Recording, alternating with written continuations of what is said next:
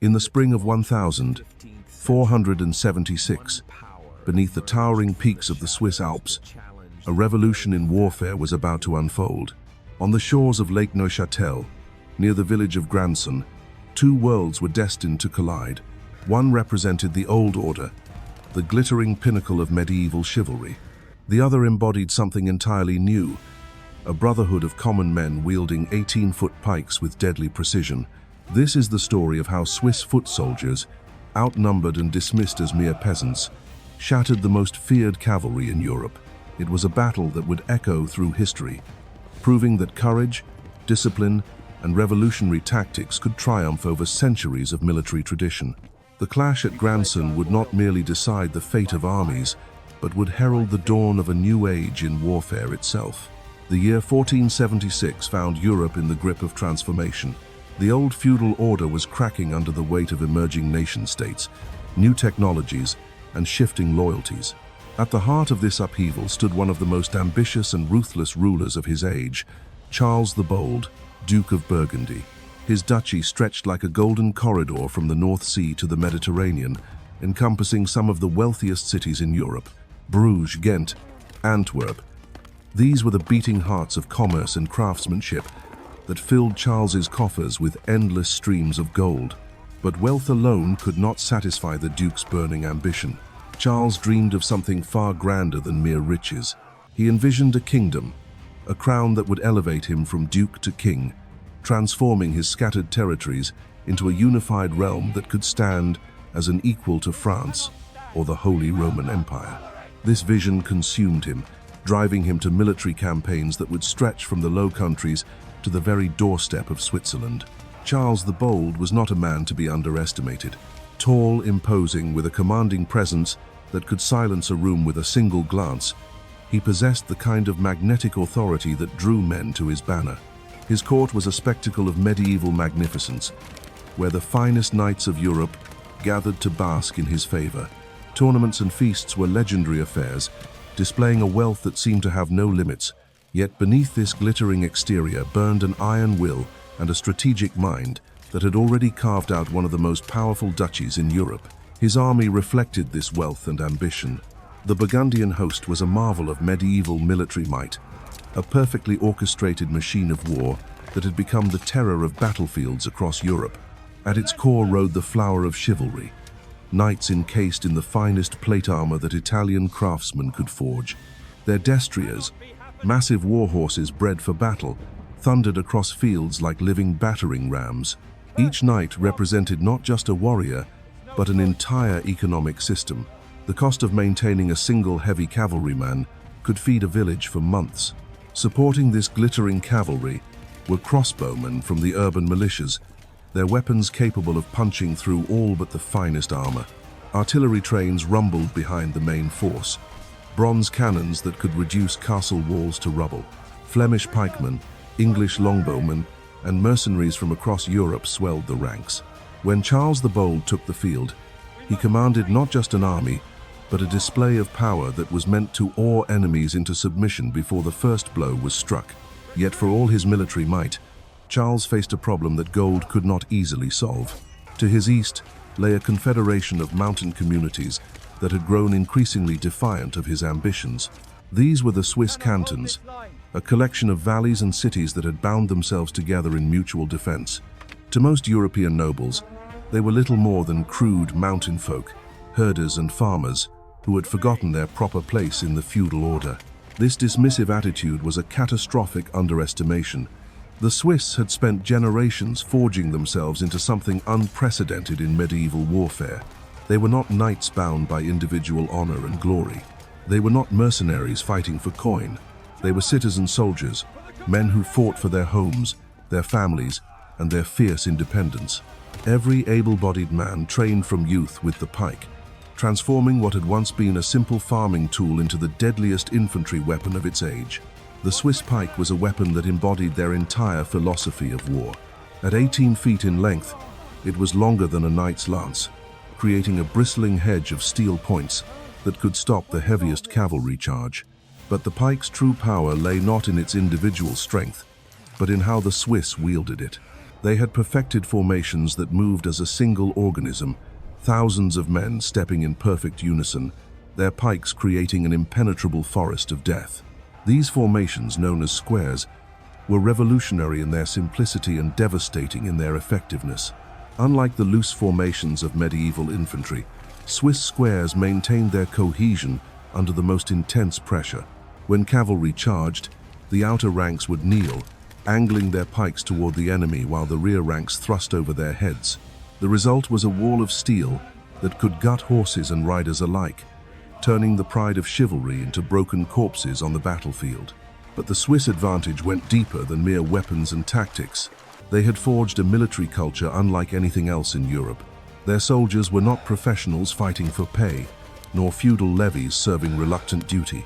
They were citizen warriors defending their very way of life. This created a unity of purpose that no amount of gold could purchase. When Swiss pikemen marched to war, they did so with the knowledge that defeat meant not just personal death, but the enslavement of their families and the destruction of their communities. By 1476, tensions between Charles the Bold and the Swiss had reached a breaking point. The Duke's expansion eastward had brought him into direct conflict with the Confederation's interests. Swiss mercenaries had already crossed swords with Burgundian forces in various smaller conflicts, but these had been mere skirmishes compared to what was brewing. Charles, frustrated by Swiss interference in his grand designs, had decided that these mountain rebels needed to be crushed once and for all. The immediate cause of the coming storm lay in the Duke's alliance with ambitious nobles who sought to expand their own territories at Swiss expense. Savoy, Austria, and other powers had their own reasons for wanting to see the Confederation humbled. What had begun as border disputes and trade disagreements was rapidly escalating into a war that would determine whether the Swiss experiment in independence could survive against the full might of medieval Europe's most powerful military machine. As winter gave way to spring in 1476, both sides prepared for a confrontation that would shake the very foundations of medieval warfare. Charles the Bold marshaled his magnificent host, confident that his superior numbers, equipment, and noble leadership would make short work of the Swiss rebels.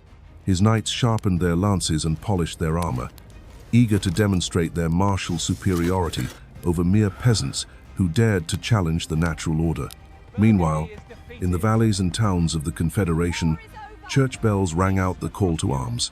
Swiss pikemen gathered their long weapons, checked their simple but effective armor, and prepared to march against an enemy that outmatched them in every conventional measure of military strength. They possessed no glittering cavalry, no great cannons, no vast treasure chests to fund their war effort.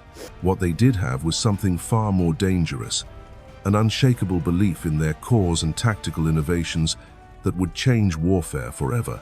The stage was set for a collision that would determine not just the fate of Switzerland, but the future of European military history. On the shores of Lake Neuchâtel, near the quiet village of Grandson, two philosophies of war were about to meet in deadly combat.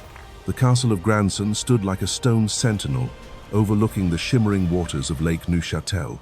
Its walls had witnessed centuries of conflict, but nothing quite like what was about to unfold beneath its shadow. In February of 1476, this fortress had become the focal point of Charles the Bold's latest campaign, a symbol of Burgundian power thrust deep into Swiss territory like a dagger aimed at the heart of the Confederation. The siege had been swift and merciless. Charles's artillery had pounded the walls day and night, while his engineers worked to undermine the foundations. The Swiss garrison, outnumbered and outgunned, had fought with characteristic determination, but the outcome was never truly in doubt.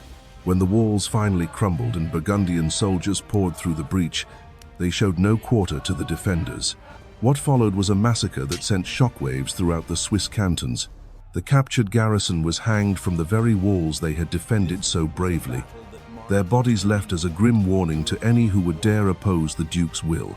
Charles believed this display of brutal efficiency would cow the Swiss into submission, demonstrating the futility of resistance against his overwhelming power. Instead, it achieved precisely the opposite effect. News of the atrocities spread like wildfire through every valley and village of the Confederation. In marketplaces and church squares, men spoke in hushed, angry tones of their murdered brothers. The hangings at Granson became a rallying cry that united the cantons as no political treaty ever could. Charles had not broken Swiss resolve. He had forged it into tempered steel. The response was immediate and unprecedented in its scale. From Bern came the cream of their pike regiments, men who had trained together since boyhood and moved across battlefields with the precision of clockwork. Uri sent their mountain fighters, hardy men accustomed to warfare in difficult terrain. Swiss contributed veteran formations that had already blooded their pikes against Austrian knights. Even the smallest communities emptied their able-bodied men, creating an army that represented the entire confederation. This was no feudal levy reluctantly answering their lord's call. These were men marching to avenge their slaughtered comrades and defend everything they held sacred. Swiss chroniclers would later write that the very mountains themselves seemed to echo with the tramp of marching feet as column after column of pikemen converged on the shores of Lake Neuchâtel. As the Swiss army assembled, Charles the Bold remained supremely confident in his position. His spies brought reports of the approaching enemy, but the Duke dismissed their numbers as exaggerated peasant boasting. Even if the Swiss could field 10,000 men, what threat could they pose to his magnificent host? His cavalry alone numbered in the thousands, each knight worth a dozen common foot soldiers in his estimation. The Burgundian camp sprawled across the countryside like a temporary city of silk and steel. Pavilions housed the greatest nobles of the realm, their banners snapping proudly in the alpine breeze. The Duke's own tent was a marvel of medieval luxury, its interior furnished with tapestries, golden plate, and all the comforts befitting Europe's most powerful ruler. Around these noble quarters clustered the quarters of knights, sergeants, and men-at-arms, while the common soldiers made do with simpler accommodations. Yet beneath this display of wealth and power, experienced campaigners began to notice troubling signs. The terrain around Granson was not ideal for cavalry operations. The ground was uneven, broken by streams and marshy patches that could trap a charging horse.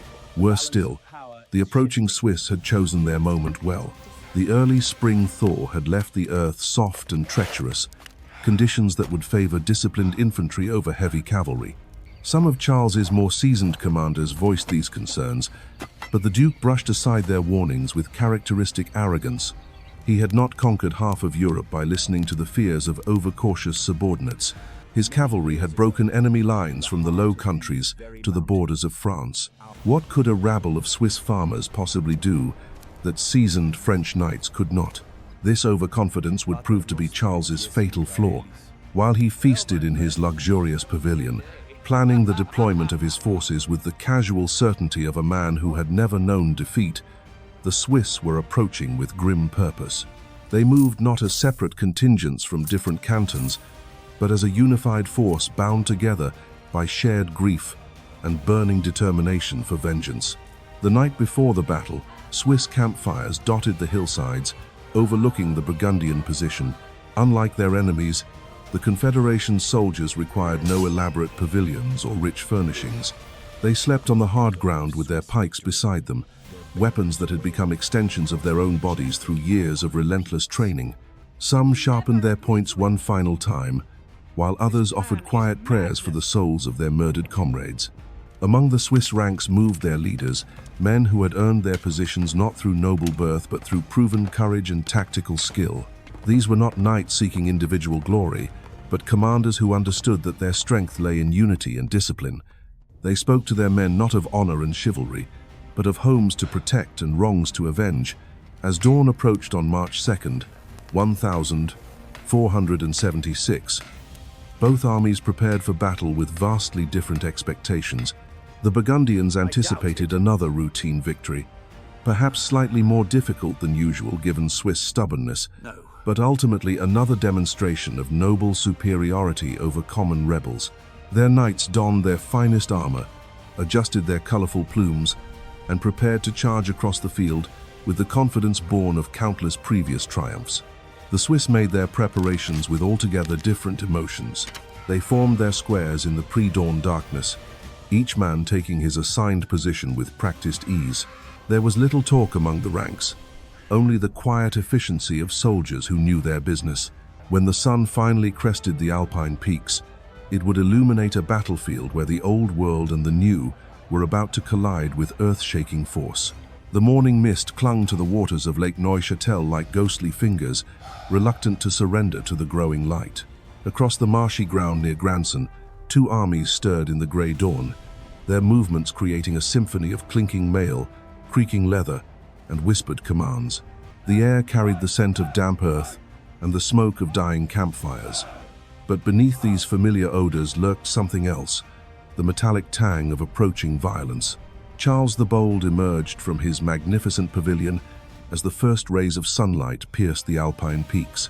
Clad in armor that gleamed like polished silver, every plate crafted by the finest armorers in Milan, he cut an imposing figure that seemed to embody the very essence of medieval nobility. His surcoat bore the cross of St. Andrew, the symbol of Burgundy, while his helmet was crowned with ostrich plumes that danced in the morning breeze. Around him gathered his household knights, men whose names were spoken with reverence in courts across Europe. The Duke surveyed the field with the practiced eye of a commander who had never tasted defeat. The terrain was indeed challenging, broken by small streams and soft patches where the spring thaw had left its mark. But Charles remained supremely confident. His battle plan was elegant in its simplicity, a devastating cavalry charge that would shatter the Swiss formations before they could properly deploy their vaunted pikes.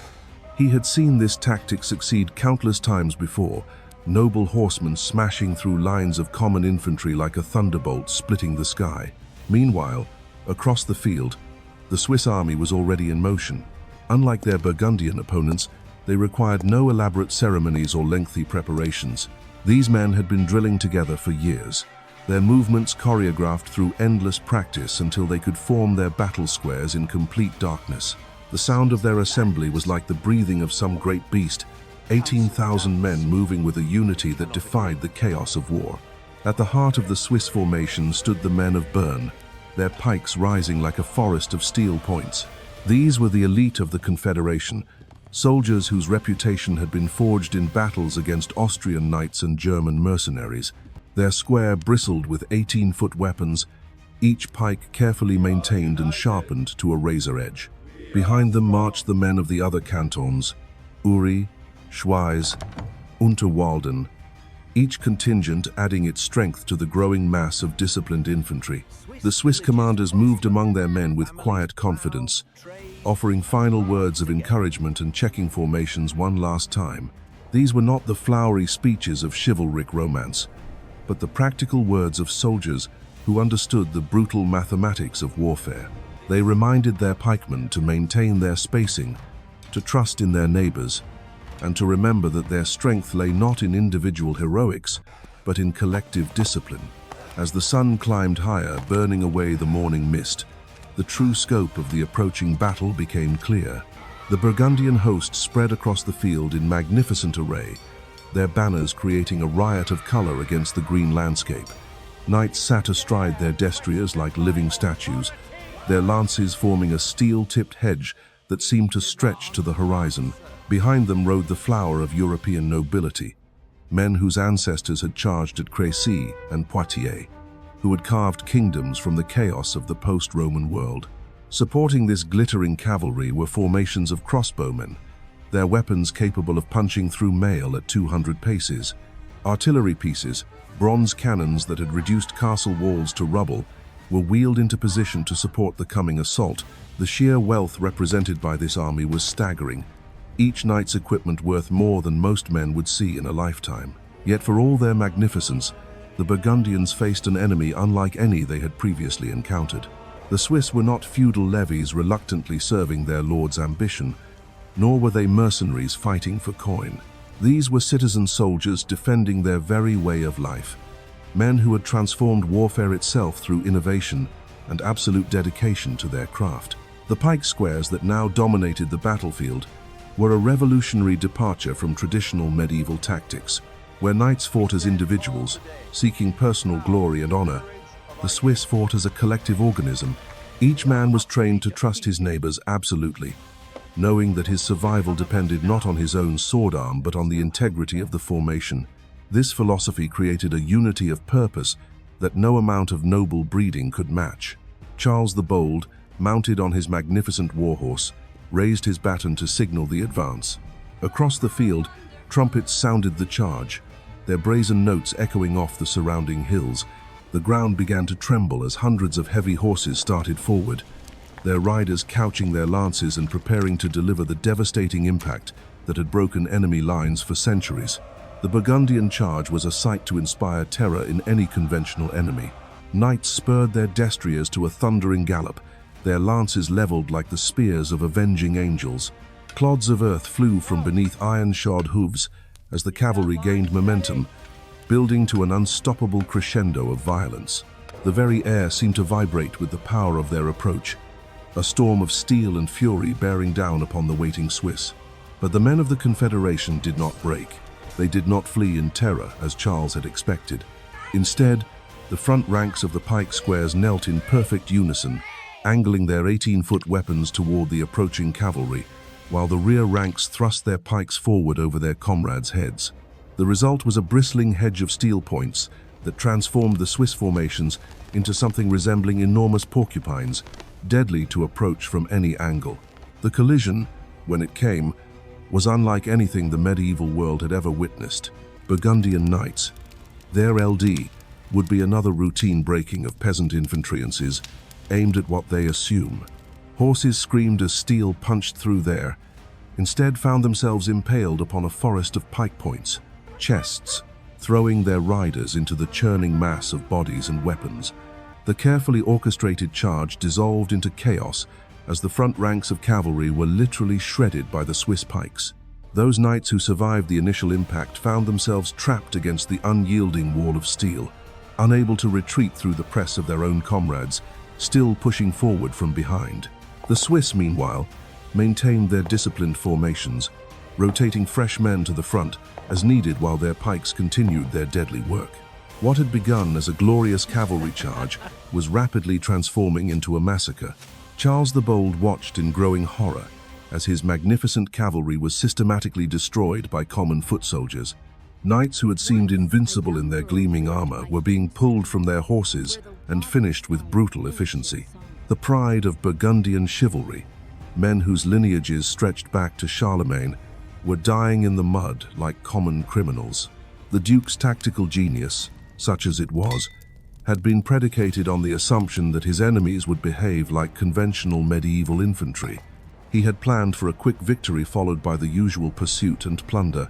Instead, he found himself facing an enemy that had rewritten the very rules of warfare, turning his greatest strength into a fatal weakness. The Burgundian disaster unfolded with terrifying speed. What had begun as a confident advance quickly degenerated into a nightmare of screaming horses and dying knights. The Swiss pike squares held firm against wave after wave of desperate charges, their disciplined ranks absorbing the impact like rocks weathering a storm. Each assault only added to the growing carpet of bodies that littered the field before their positions, yet lay not merely in their defensive the true genius of Swiss tactics capabilities, but in their ability to transition from defense to attack with lightning precision. As the Burgundian cavalry exhausted itself against the pike walls, Swiss commanders recognized the moment had come to seize the initiative. With movements that seemed almost choreographed, the squares began to advance, their 18-foot weapons creating a moving forest of death that pushed inexorably forward across the battlefield. The psychological impact was devastating. Burgundian knights, accustomed to being the hunters rather than the hunted, found themselves being driven back by common foot soldiers, wielding farming tools, turned into instruments of war. The natural order of medieval combat had been completely inverted. Where once a knight could scatter dozens of peasants with a single charge, now dozens of pikemen could systematically destroy the finest cavalry in Europe.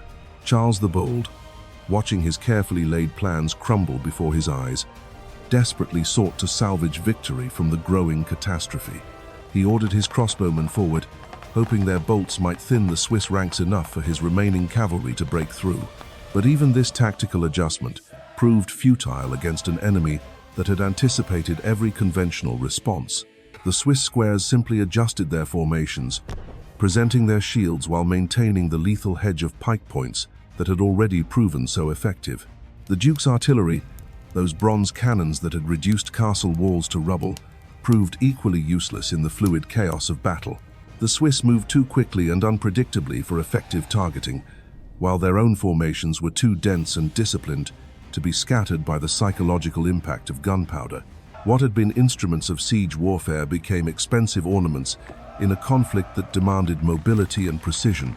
The Battle of Granson shattered more than just Burgundian cavalry that spring morning in 1476.